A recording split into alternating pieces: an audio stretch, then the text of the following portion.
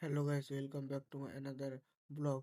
তো এদিকটাতে দেখতে পাচ্ছ খিচুড়ি রান্না হচ্ছে, আর এদিকটাতে কিছুটা খিচুড়ি রান্না করে এইখানে রাখা আছে। তো কিসের জন্য খিচুড়ি রান্না হয়েছে তো তোমাদেরকে বলছি।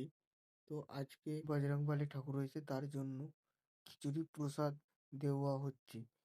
তো তার জন্যই এখান থেকে খিচুড়ি এখন নিয়ে যাচ্ছে ঠাকুর, মানে যেখানে আছে ওইখানে। চলো ওখানে যাচ্ছি। তো এখানে দুজন মিলে ধরে খিচুড়িগুলো নিয়ে যাওয়া হচ্ছে। তো খিচুড়ি নিয়ে এখন চলে এসেছি আমরা এখানে।